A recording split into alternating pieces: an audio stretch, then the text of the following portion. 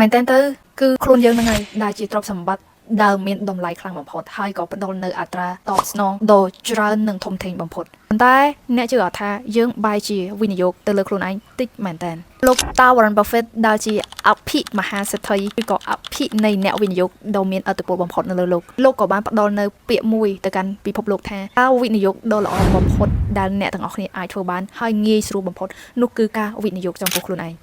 ទៅថ្ងៃនេះខ្ញុំសូមមកចែករំលែកនិងចង់បបួលអ្នកទាំងអស់គ្នាដើម្បីការវិនិយោគចំពោះខ្លួនឯងទៅលើ3ចំណុចទាំងអស់គ្នាដំបូងគេនោះគឺការវិនិយោគទៅលើជំនាញថ្មីអ្នកអាចប្រើប្រាស់វាគួបគូជាមួយនឹងជំនាញចាស់ៗដែលអ្នកធ្លាប់មានពាក្យថាជំនាញថ្មីហ្នឹងមិនមែនជាចំណេះដឹងថ្មីដែលវាឃ្លាតឆ្ងាយពីជីវិតរបស់អ្នកអតីតកាលរបស់អ្នកនោះទេគឺគ្រាន់តែថាអ្នកត្រឡប់មកវិភាគខ្លួនឯងថាឥឡូវនេះខ្ញុំកំពុងតែធ្វើអ្វីហ្នឹងហើយខ្ញុំគួរតែបន្ថែមជំនាញឬចំណេះដឹងណាមួយថែមទៀតដើម្បីឲ្យជំរុញការងារដែលកំពុងតែធ្វើហ្នឹងឲ្យកាន់តែប្រសើរឡើងថែមទៀតសំខាន់នោះគឺធ្វើយ៉ាងណាដើម្បីឲ្យខ្លួនឯងអាចអភិវឌ្ឍខ្លួនឯងឲ្យបានប្រសើរជាងខ្លួនឯងកាលពីម្សិលមិញចំណុចទី2នោះគឺអ្វីដែលខ្ញុំចង់ឲ្យអ្នកទាំងអស់គ្នាវិនិយោគខ្លាំងបំផុតហើយខានមិនបាននោះគឺការវិនិយោគទៅលើសុខភាពព្រោះថាចុងក្រោយនៅក្នុងជីវិតសុខភាពគឺសំខាន់មែនទែនបាត់បង់មួយនឹងស្មើនឹងបាត់បង់គ្រប់យ៉ាងទៅហើយគឺវានឹងអត់មានប្រយោជន៍អ្វីទាំងអស់បើសិនជាអ្នករកលុយបានច្រើនមែនទែនរាប់រយលានឬក៏ច្រើនដូចដែលអ្នកបានសម័យប៉ុន្តែចុងក្រោយអ្នកប្រើប្រាស់ជីវិតនៅលើគ្រែដែលមិនអាចចុះទៅណាបានវាពិតជាអត់ស័ក្តិសមជាមួយនឹងតម្លៃដែលអ្នកចាយទៅទេដូច្នេះការជ្រើសរើសរបស់ដែលល្អ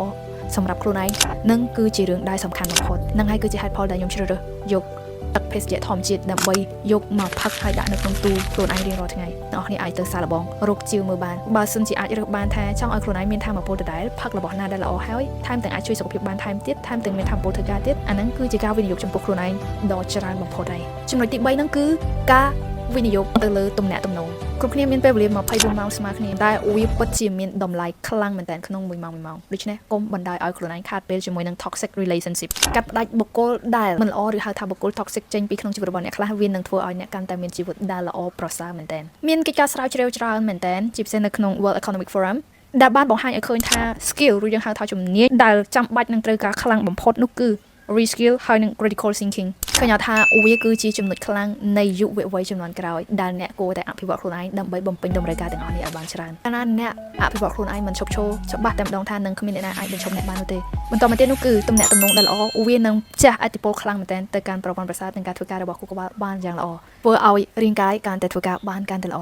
រាងកាយដែលល្អសុខភាពដែលល្អនិងបង្កើនប្រសិទ្ធភាពនៃការធ្វើការរបស់អ្នកឲ្យកាន់តែល្អថែមទៀត fan អ្នកគ្រប់គ្រងជាទីស្រឡាញ់កុំរងចាំរហូតតតែដល់លុយនៅក្នុងបញ្ជីគណនេយ្យរបស់អ្នកដល់កំណត់គោលដៅដែលអ្នកត្រូវការហើយចាំមើលថែសុខភាពខ្លួនឯងប៉ុន្តែគួរតែព្យាយាមមើលថែខ្លួនឯងទាំងដែលអ្នកខ្លួនឯងនៅអាចមើលថែវាបានបែបនេះគឺល្អបំផុតហើយក៏មិនយឺតពេលការដែលអ្នកវិនិយោគចំពោះខ្លួនឯងនៅពេលនេះគឺជាការធ្វើ insurance ធានារ៉ាប់រងជីវិតរបស់អ្នកខ្លួនឯងទៅដល់ទសវត្សរ៍ក្រោយទៀតនោះបើអ្នកមើលថែសុខភាពខ្លួនឯងបានល្អតាំងតែពីពេលនេះនោះមានន័យថាអ្នកក៏នឹងមិនចាំបាច់ប្រឈមជាមួយនឹងបញ្ហាផ្សេងៗនៅថ្ងៃមុខក៏នឹងមិនចាំបាច់ចាយលុយច្រើនចំពោះសុខភាពនៅថ្ងៃមុខដូចគ្នាយល់ឃើញយ៉ាងណាដែរអាចចែករំលែកនៅក្នុង comment ខាងក្រោមនេះបានចាប់អារម្មណ៍ content ល្អៗបែបនេះកុំភ្លេច account Money Freedom